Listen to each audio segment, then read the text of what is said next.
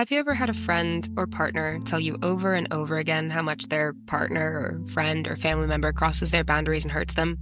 Have them tell you that they're really done with this person this time and that they just can't take it anymore, only for them to turn around and tell you that they think that this person really means the latest apology that they've been given, maybe even despite mountains of evidence to the contrary? Or maybe this has been you. I know it's been me. Hello, come on in and get comfy. I am your internet big sister, and welcome to Just Leave, a podcast about common red flags and toxic behavior that just signal you, dear listener, to leave. As a person myself, shocking, I know, I have lived through plenty of experiences and people that honestly were not worth the time nor effort I spent on them. I created this little podcast to warn you about the kinds of behavior from friends, family, or even partners that just signal you to avoid them entirely, if at all possible, because as your big sister, it is my job and my pleasure to help you look out for yourself and maybe even your loved ones too. And I have sources. Oh yeah, I put in research for you. All of my sources will be linked in the description below. I want to start by talking to you about a hard hitter: emotional abuse. Now, the word abuse makes it sound like someone must be violent towards you, but in reality, it is just mistreatment, which can often be severe. A lot of people are in situations with their partners, their friends, or their family that have tendencies that align with emotional abuse and don't even know it. I know that might sound crazy, but it's true. Emotional abuse isn't always as obvious as it may sound, and it could happen to anyone, young or old, in person or digitally. I was in a situation like this for years and honestly didn't even recognize it most of the time. I had no idea that I was caught in a cycle of abuse and wasn't just experiencing the normal ups and downs of a relationship until it became physical. And even then, I wasn't sure. So take it from me, an experienced non-expert. It could happen to anyone, including you. But what qualifies as emotional abuse? It does vary, of course, but emotional abuse is, in fact, the most common type. According to an article on my well-being, and honestly, most of the research I've done, it's the kind of thing that makes you question yourself and your perception of reality. Often that's a big part of why people stay in these situations. And it may seem obvious, in theory, like endless name calling or them berating you, but it's often much less obvious, usually in a you can't quite put your finger on it kind of way. And what makes it harder is that the person who's doing this to you is more often than not someone that you already care about or even love. You've probably built a life with them or planned a future with them. Maybe this is someone you've known forever. And it hurts to think about leaving them, even if you know that they're not treating you right. Maybe it makes you insecure, or you panic, or get really sad. And that often gets neglected when people tell you to just leave these scenarios, these relationships, these friendships. You have so many reasons to leave, but more than likely, you also feel like you have so many reasons to stay, too. According to that same article, on average, it takes survivors 7 attempts to leave before they actually solidify it. I got lucky, in a way, as it only took me 3, but that was 3 attempts spread across several years. Now, why am I telling you this? Because I spent 6 years with this person. I loved them. I thought they loved me. I thought that they were changing, even if slowly, for the better. In reality, I was caught in an abusive cycle that I simply failed to recognize. I thought that I was experiencing the ups and downs of every other relationship, although I did recognize a lot of aggression coming at me. But more importantly, I want you to know this as a person and as your older sibling. You are hurting. You are hurting. You are hurting from the way that this person is treating you. And maybe, like me, you look to that person who hurt you to comfort you. But in the end, they do it again and again and again. But you are important. You are a person. You are your own person. You do not belong to them. You are not an object. What they are putting you through, what you are enduring, is detrimental to your mental and emotional health. Maybe you feel drained often and like you have no more energy left for your friends or partner. Maybe you don't feel as much interest in the hobbies you used to love. Is this really you losing interest, or do you have no energy left after dealing with this person who is supposed to love and support you, be they your friend, your family, or your partner? What a lot of people don't know, and what I didn't know, is that there is so much nuance and gray area here. Abuse is cyclical and sometimes hard to spot, especially when things start out great. I mean, abusive relationships and friendships start out like any other healthy one. The following is a description of the stages or steps in the cycle of abuse from my well-being. You start in the honeymoon phase, especially in romantic partnerships. You and your friend or partner may have just clicked from the beginning. There's excitement, a deep feeling of connection, and attraction to this person, platonic or not. This is the first stage of any relationship, abusive or healthy. The problem begins in the next phase, called tension building. This is where gradual and subtle indicators of emotional abuse and manipulation begin. You might not even really notice it at first, or maybe you excuse it. Your friend or partner may bring you down when they think that you feel too confident, even if they play it off as innocent. Even worse, maybe they bring you down when you're already feeling low and make things worse for you. This person might start getting angry over normal, innocent things that you do. Maybe they don't like the club that you're in for the hobby you enjoy. Maybe they don't like how much time you spend with your friends or even texting or talking with them. One of my own biggest pet peeves is when this person begins to ignore you or shut you out instead of communicating.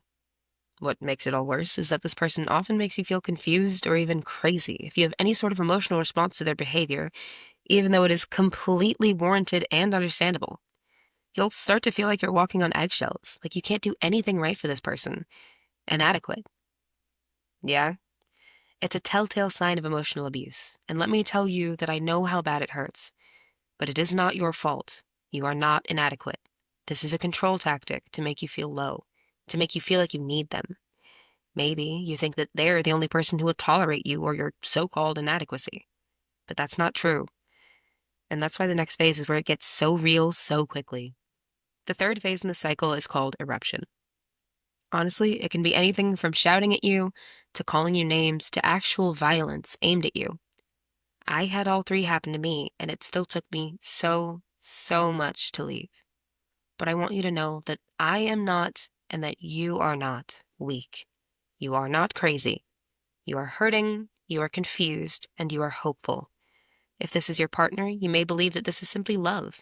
Maybe you don't know any other type of relationship. I didn't. This stage hurts beyond belief. You might even think of leaving them. But then, somehow, maybe because you got them to talk to you, or they miraculously changed their mind about their behavior, maybe it took hours of crying or screaming, but somehow they apologize. They put you right back in the honeymoon phase. They make you feel special. They promise to change, and you believe them. This gives you the hope you needed to continue to endure their manipulation. I mean, you care about this person. You love them. You want to believe that they would never really lie to you, that they would never deliberately hurt you. You believe their promises, and maybe in the moment they believe them too. You might manage to brush it off as a mistake or forgive them, and yet, somehow, the tension building phase comes right back, and the promises are broken all over again. I did find an article for you, hon, based more around abusive friendships, though it does still apply to any sort of relationship. In fact, the name of the article is extremely on the nose, dubbed Abusive Friendships Are Real. Here's How to Recognize You're in One, written by William Morrison, MD. Oh yeah, baby, a doctor. Now, Dr. Morrison wrote that abuse from your friends can include a number of things, much like any other abuser. It could be verbal assault, domination, control, isolation, ridicule, or even use of intimate knowledge that you shared with them in confidence for degradation. And, I mean, sometimes the signs are clear as day, and you know that this is a bad friend or partner, but sometimes you feel like you're making it all up. In reality, 8% of people who experience verbal or physical bullying suffer at the hands of a close friend. And this happens for a reason. In general, toxic people have a habit of rewriting stories to make things seem like they're your fault. And if you want to know more about that, you'll love what I'm going to tell you about gaslighting later. But realizing that this is happening to you can feel like a pit in your stomach. With that said, here are some signs and behaviors from Dr. Morrison that should signal to you that this person is abusing you, isn't really your friend, and that you should leave. This person lies to you, repeatedly, even unprompted in cases. They constantly ghost you or do not include you. This is especially true if when you confront them about this, they get defensive or blame you for it. They constantly pressure you for gifts. Again, bonus points if they like to ask you for money often and phrase it as a gift. They give you the silent treatment, criticize you, or put you down. Or, finally, they don't respect your boundaries and or your time. If this doesn't sound quite right or you're still not sure, don't worry. I have even more signs of emotional abuse for you, from Healthline's How to Recognize the Signs of Emotional Abuse. They're even so kind as to separate them by the type of manipulation tactic being used. Up first is the category of humiliation, negating, and criticizing. These tactics are used specifically to undermine your self-esteem, and in my experience, They're pretty painfully effective. Within this category are the obvious name calling and yelling, but also the less obvious derogatory nicknames. Anything that gets used as a supposed term of endearment, but it's really an insult. Probably something you're sensitive about and that you've asked them not to call you, but they ignore. Things like my little nail biter or my chubby pumpkin. Anything that you deem offensive and have asked that they stop calling you, only for them to continue. Another really common tactic is called character assassination, which usually involves describing you as always something, like, oh, you're always late, he's always wrong, and things of the like. This category also includes patronizing, which could be anything along the lines of, I know you try, but you're just not smart enough. There's public embarrassment, like picking fights, sharing your secrets, or making fun of your shortcomings in public. Dismissiveness, which includes saying, who cares about that, when you bring up something you enjoy or that is important to you. Or even just body language to dismiss you, like rolling their eyes, smirking, or shaking their head and sighing in response. A really big one in this category is joking, which is not an actual joke. This is just the excuse that they use to justify their behavior by saying it was just a joke. With this tactic, you might even be left wondering if you really are too sensitive. They might insult your appearance, especially covertly, by saying things like, you're lucky I chose you. I could have found someone more attractive. They might belittle your accomplishments by brushing them off and claiming they don't matter, or by claiming that you only received it because of them, and that you couldn't have done it without them or their support. This person might put down your interests, or say that you'll never be good at your hobbies, so you shouldn't bother trying. In all reality, babes, they're just trying to convince you to never do anything without them. And last in this category from Healthline is pushing your buttons. Once they find something that annoys you or makes you uncomfortable, they'll bring it up every chance that they get, ignoring any request you make for them to stop.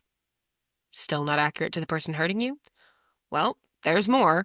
Our next category falls under control and shame. These tactics and behaviors are used to manipulate you into doing what they want you to do, often by making you feel ashamed of what they deem inadequacies about you. This section is heavy, and control is one of the harder things to deal with from someone that you care about, so this one might hurt to hear. We'll start with making threats, which can be explicit or even as vague as, there's no telling what I might do. Another is monitoring your location. This person probably always wants to know where you are, and they insist that you respond to their calls or texts immediately. They might even show up to where you said you are in an attempt to verify that you're actually there. They might spy on you digitally and demand your passwords, or regularly check your internet history, your texts, emails, call log, or any other communication you may have with anyone but them. A big part of this category is gaslighting, which I'll get more in depth on later, but for now I'll describe it as Healthline does, which is denying specific events, arguments, or agreements ever happened. This can make you question your memory, your mental health, and even your well-being. Other manipulation tactics in this category include making all of the decisions for you, controlling your access to finances, emotional blackmailing to manipulate your feelings, lecturing you constantly, giving you direct orders, having frequent outbursts, feigning helplessness and weaponized incompetence so that you'll do everything for them, unpredictability, like exploding for no clear reason and then suddenly, unexpectedly, showering you with affection, walking out of social events or things of the sort and leaving you stranded or with the expectation that you follow them, and finally, stonewalling, which is when, during a disagreement or conflict, the abuser shuts down and refuses to respond to your attempts to communicate. Please note that this is not someone who simply wants to revisit the conversation after calming down, but someone who simply will not respond to you unless you drop the topic or begin apologizing.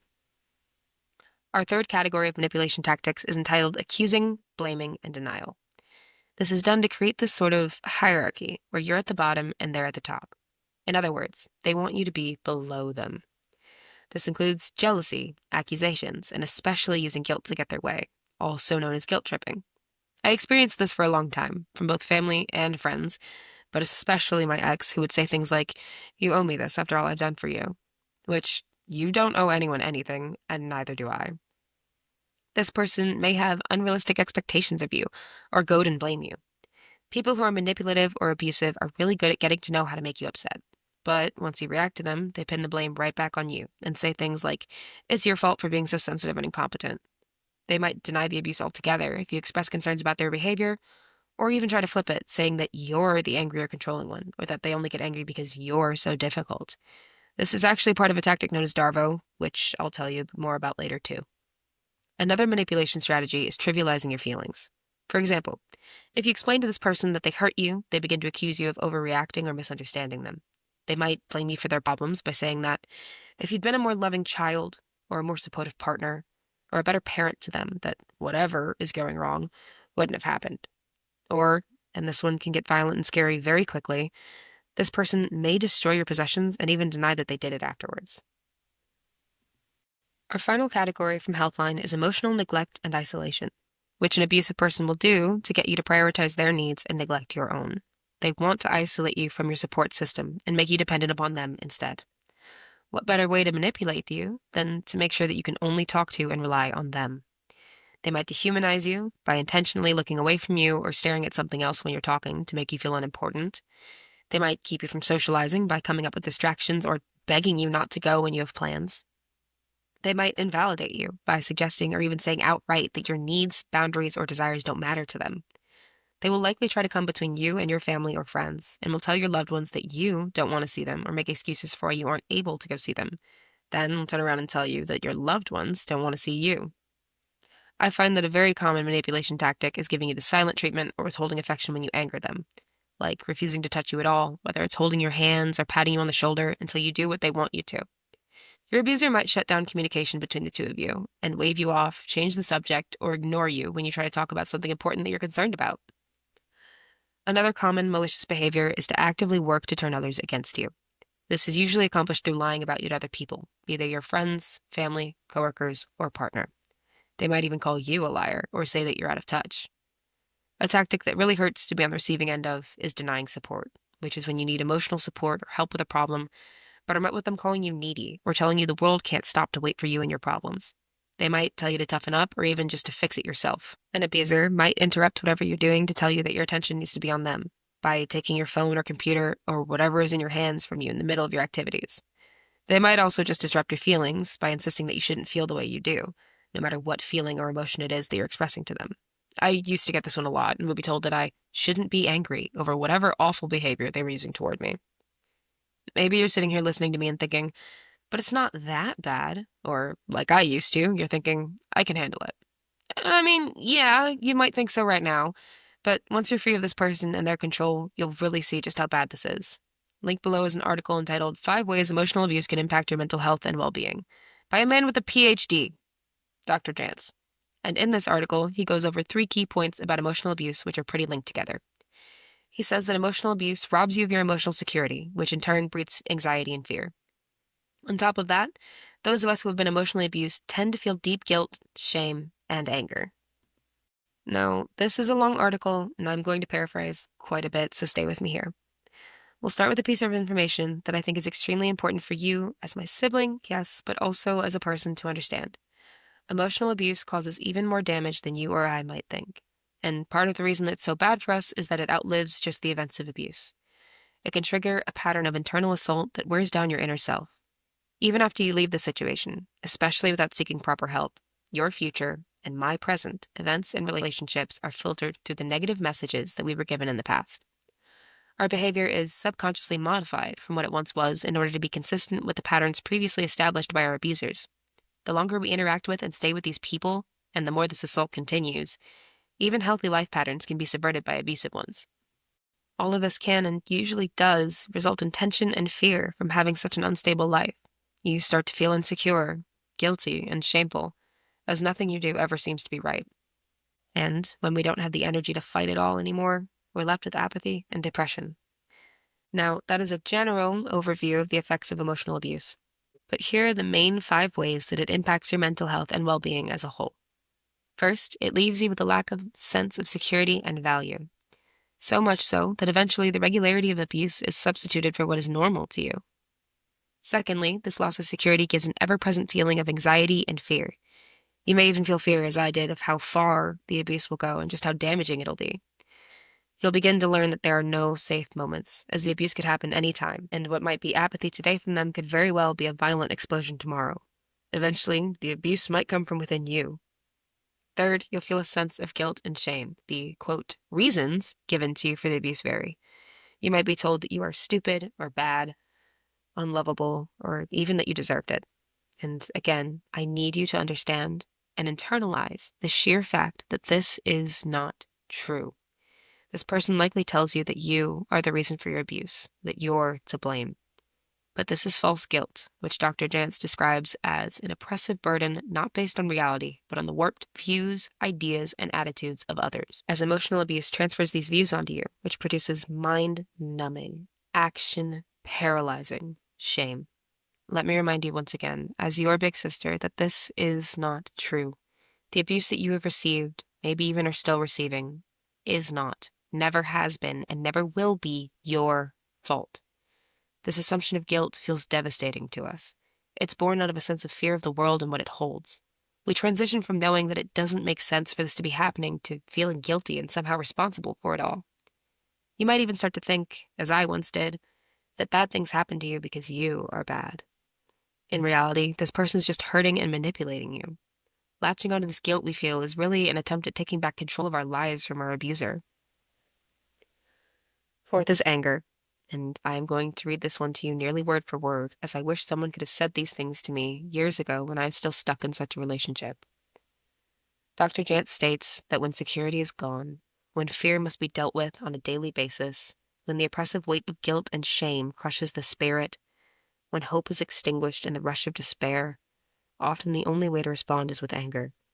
The injustice of the abuse eventually demands the response of rage from the battered psyche of the abused person.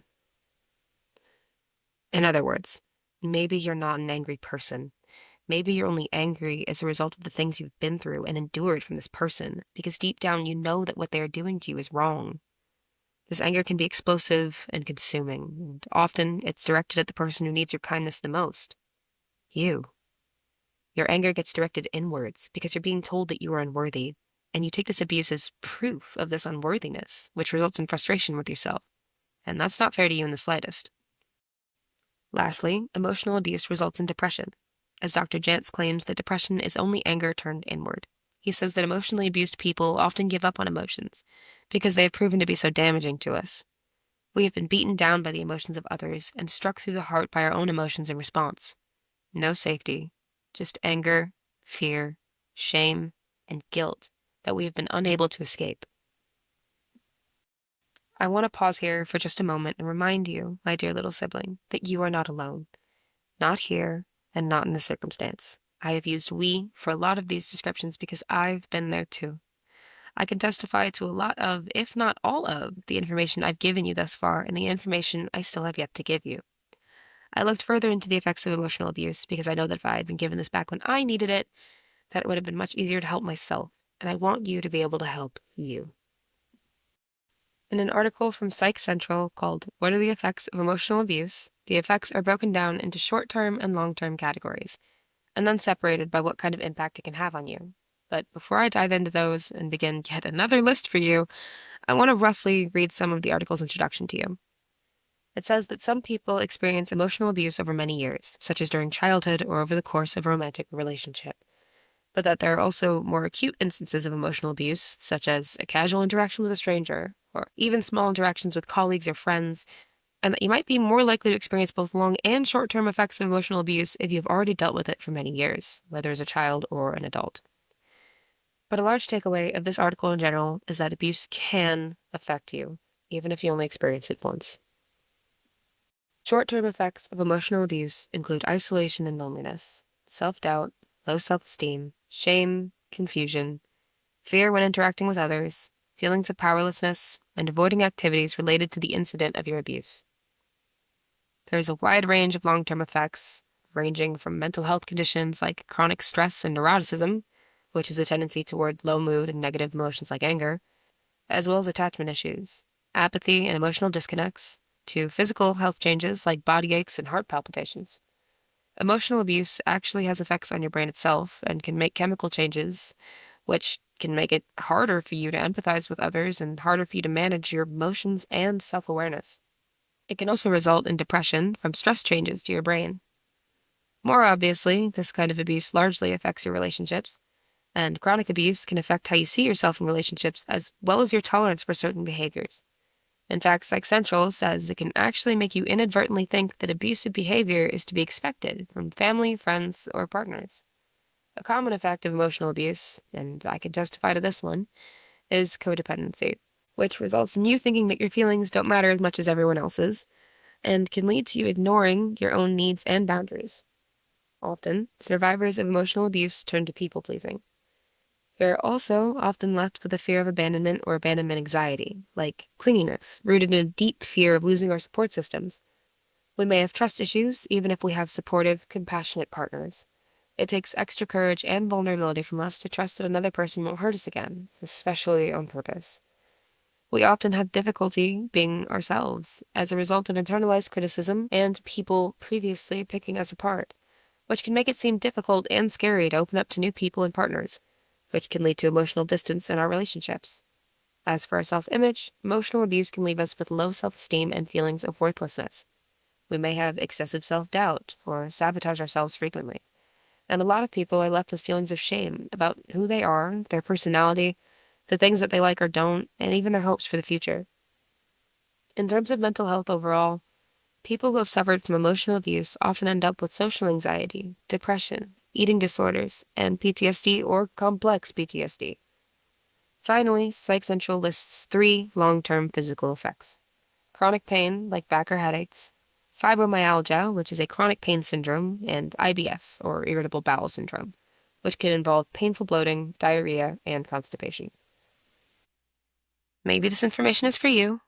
Maybe it isn't. Maybe it's for your partner, your friend, maybe your brother or sister. But either way, maybe you don't understand why it is that someone would stay in this situation, why you would stay in this situation.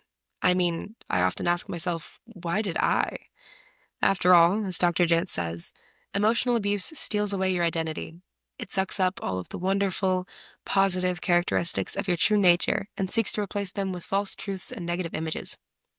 It attempts to hijack your personal power and sense of self for the benefit and control of your abuser. Let he and I both remind you that it is wrong and not your fault. So again, why on earth do we stay in these situations? According to My Wellbeing, there are 3 core reasons why we stay in these circumstances. The first is the honeymoon phase itself, where they make you feel loved and cared for, where they make promises to you and give you the hope needed to continue the relationship you have with them. The second is gaslighting, and it's a long one. From Respect Victoria, in an article entitled Red Flags: What is Gaslighting and Why is it Dangerous?, we get a definition of gaslighting as a manipulation strategy intended to break down the trust you have in your memory, instincts, and self-esteem. Thus, a gaslighter is someone who is deliberately using these manipulative behaviors to make you think that your memory or understanding of something is wrong and that they are right, that you can't trust yourself and that you need to rely on them. In other words, they want control of what you think and believe, and will manipulate the story of what happened in order to also manipulate you.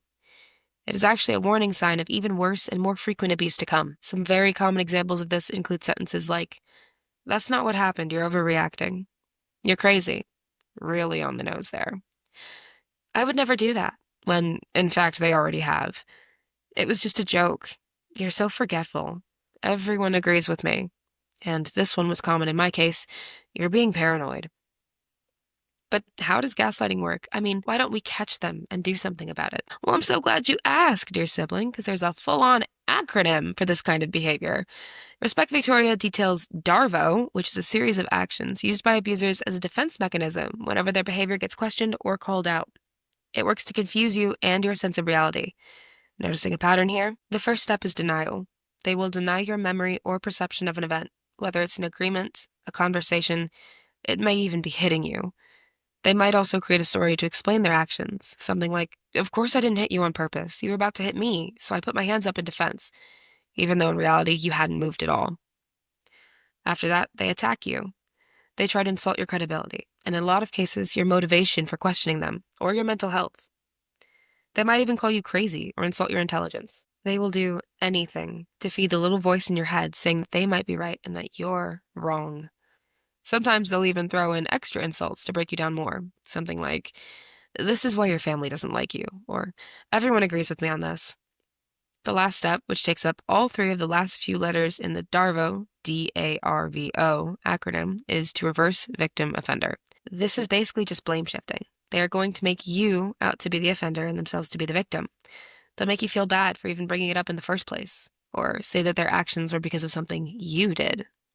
To give you a little bit more insight here, because gaslighting is a very real and prevalent problem, I looked into the National Domestic Violence Hotlines page on gaslighting. They offer up information about 5 different types of gaslighting. Yes, 5. The first is withholding. This is when an abusive partner or friend, or again, whoever is doing this to you, pretends not to understand you or outright refuses to listen. They might say something like, "I don't want to hear this again," or "You're trying to confuse me." The second is countering. This is when they question your memory of events despite you remembering them accurately. Something like, "You're wrong, you never remember things correctly." Next is blocking or diverting. When your abuser changes the subject and questions your thoughts, it's actually a form of gaslighting. I got this one a lot from my previous partner. He would ask me things like, "Is that another crazy idea you got from whoever he didn't like in my life," which was practically everyone, or "You're imagining things." Fourth is trivializing. When they make your needs or feelings feel unimportant. Anything that effectively minimizes or dismisses what you're feeling. Examples include, "You're going to get angry over a little thing like that," or even just, "You're too sensitive." And believe me, I got called sensitive a lot. The last form listed by the hotline is forgetting and/or denial. An abuser using this strategy will pretend to have forgotten what actually occurred, or may just deny that things have happened, like promises they made to you. They might say, "I don't know what you're talking about," or accuse you of making things up. The National Domestic Violence Hotline advises the following signs that I am going to list to you as indicators of gaslighting. If you find yourself aligning with these statements, please do know, love, that you are being gaslit and need to exit the situation immediately. You constantly second guess yourself. You ask yourself, "Am I too sensitive?" multiple times per day. You often feel confused or even crazy. You are always apologizing to your partner. At one point, I felt the need to apologize for every little thing I did. It sucked. You can't understand why you aren't happier when you apparently have so many good things in your life. You frequently make excuses for your partner or friend or family member's behavior to your other friends, family, or loved ones. You find yourself avoiding giving information to your friends, family, or loved ones in order to avoid having to make excuses or explain this person's behavior. You know something is terribly wrong, but you can never quite express what it is, even to yourself. You start lying to avoid being put down or being on the end of reality twists. You have trouble making simple decisions. You have the sense that you used to be a different person. You used to be more confident or fun-loving, even more relaxed. I still find this to be true, as I am still anxious about some of the things I say and do, and find myself more vulnerable to negative thoughts about myself when my loved ones are mad at me. You feel hopeless and/or joyless. You feel like you can't do anything right. You wonder if you are a good enough partner or friend or son or daughter or anything else because of this person. By nature, it can be really hard to notice that you're being gaslit, and for that reason, even harder to get help from your friends or loved ones. On the other side of things, it's really hard for your friends or loved ones to tell you that they're being gaslit too. If you are unsure but worried about yourself or a loved one, Respect Victoria warns you to keep an ear out for phrases like, "They don't really mean it, they just insert excuse," or "But it's okay because I know they love me." And if you do hear these things from a friend or someone else you care about, they might actually be checking in with you subconsciously or just discreetly to see if you'll agree with their gaslighter or if something really is off. As a friend or trusted person in their life, you can ask them how they felt in the moment about what happened to them and how they feel now. You can validate their experiences, believe them, and in doing so, help them learn to trust their own memories and perceptions again. You can gently tell them, if they have talked to you about this sort of thing before, that this isn't an isolated incident and might actually be part of a dangerous and manipulative pattern. You can encourage them to keep a record of these things, like a diary, photos, or videos, somewhere private and secure where they can look back at their experiences and feelings. If they're scared of their abuser looking through their phone or finding it, you can also suggest that they send it to you before deleting it from their device. That way they can still keep track. But no matter what you do, please remember, dear sibling, that showing them that you are on their side and believing them is important. If someone indirectly seeking support is brushed off, it could be the difference between them telling their story and leaving their situation and finding help or staying in a dangerous environment.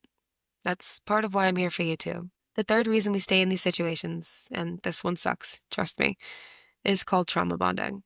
This is a strong emotional attachment that occurs through intermittent abuse and power imbalances. This type of thing is intermittent because it isn't what you always experience from them, but you should never have to experience this at all.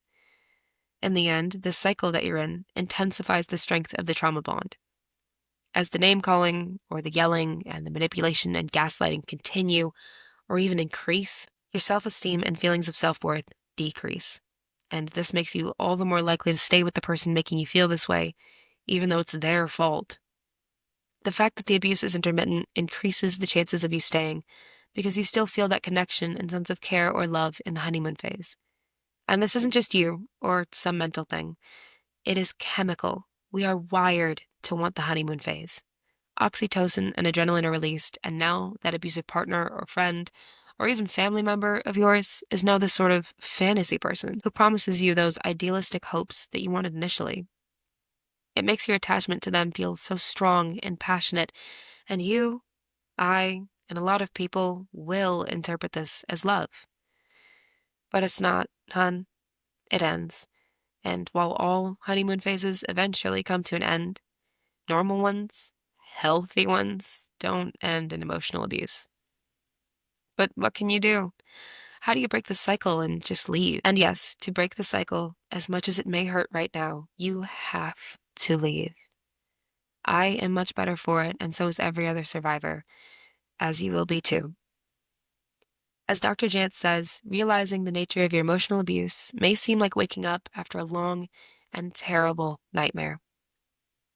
When we stop denying, excusing, or avoiding the truth of our abuse, we can finally begin to heal.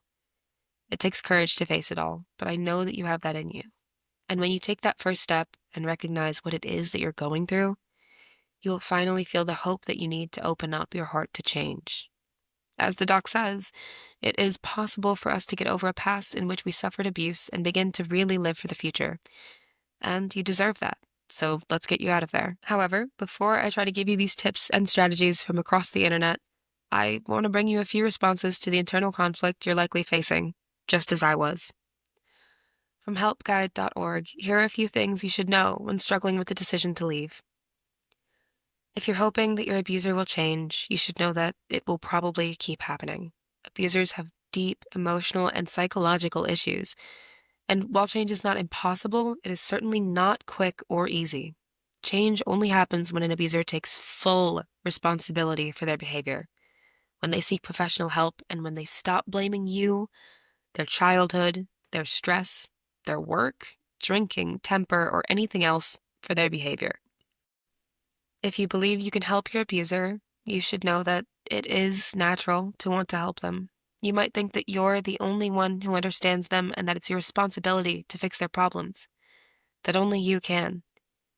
However, the truth is that by staying and accepting their repeated abuse, we only reinforce and enable their behavior. After all, we're still here, so why bother to change? If they've promised to stop the abuse, you should know that when facing consequences for their behavior, abusers often plead for another chance, beg for forgiveness, and promise to change. Honestly, they might even mean what they say in the moment, but in the end, their goal is just to stop you from leaving and keep their control over you. Most of the time, they'll quickly return to their abusive behavior once you've forgiven them and they're no longer worried about you leaving. If your abuser is in counseling, you should know that there is still no guarantee that they'll change. Many abusers in counseling continue to be controlling, abusive, and violent.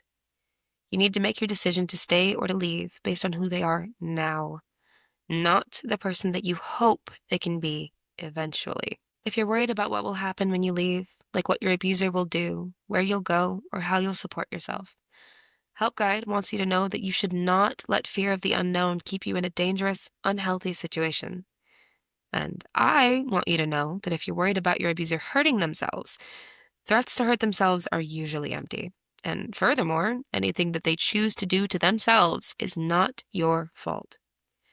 With that said, I also have a list of signs from Help Guide that your abuser is not changing, which include if they minimize their abuse or deny how serious it really is or was, if they continue to blame others for their behavior, if they claim that you're the abusive one, if they pressure you to go to couples counseling, if they tell you you owe them another chance, which, let me remind you again, honey, you don't owe them or anyone else anything, especially not another chance to hurt you.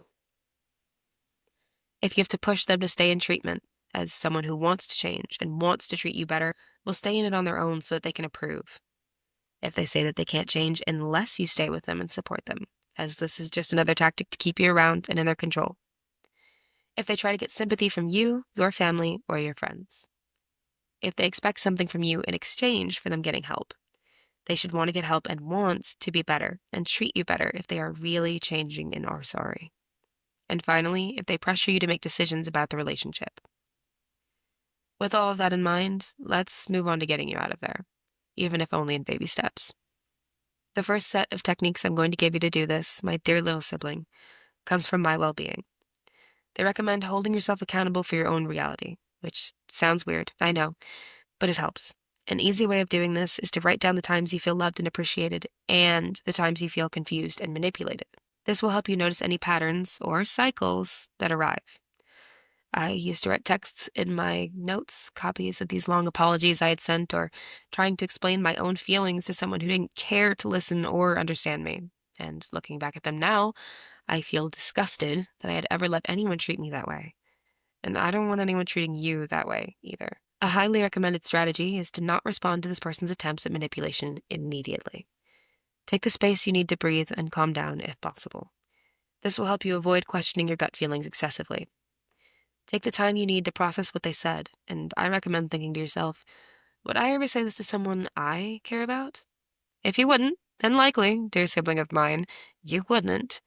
They probably wouldn't either. This is manipulation, and you do not need to respond to it. Next, pay attention to when you are caring for your supposedly wounded partner or friend versus when they are actively mean and manipulative towards you. Are they deliberately trying to hurt you? And if you start this conversation with them, do they get defensive or question your sanity? Or are they open to communication? Many manipulative and abusive people will not communicate with you when they know that they're in the wrong. Lastly, My Wellbeing recommends that you gift yourself with what they call radical honesty. This is part of taking back the control that this person has stolen from you. And to be radically honest with you, this can feel excruciating. It might be hard to open up and express yourself and your thoughts and feelings completely and authentically. Though I will remind you that this is not just being a dick, okay? Honesty and brutality are not synonymous. But being radically honest with yourself and your loved ones makes it much harder for your abuser to make you question your reality. Next, from Healthline, comes a section on how to deal with emotional abuse. Firstly, don't try to fix them. As I've said before, you may want to help, but it is very difficult for abusers to change without professional support. You can encourage them to work with a therapist, but they have to make that choice for themselves. Secondly, you need to do your best to avoid self-blame. This is not your fault, and you do not deserve it. Third, you need to prioritize your own needs. Taking care of your physical and emotional needs can help you move forward to a place where you feel comfortable setting boundaries, reaching out for support, and leaving the abusive situation. Fourth, you need to not engage with them. Don't reply to their texts, their calls, their emails, or whatever else. If you can avoid seeing them or spending time with them, you very well should. However, if you can't, like at work or school, try to keep another person with you and only talk to them about the essentials. Fifth, set personal boundaries. Decide how you'll avoid responding to their manipulation or getting pulled into arguments with them. Express those limits to the abuser and stick to them. Good examples of this include, if you call me names, I'll go home. And if you start teasing me in public, I'll leave. Sixth, you should build a support network you can rely on. It may be frightening to open up, but reaching out to loved ones, and especially to a supportive therapist, can help you get what you need to heal and leave. Seventh, exit the relationship or circumstance. You have to clearly state that the relationship or friendship is over. Cut all ties with them and cease all communication if possible.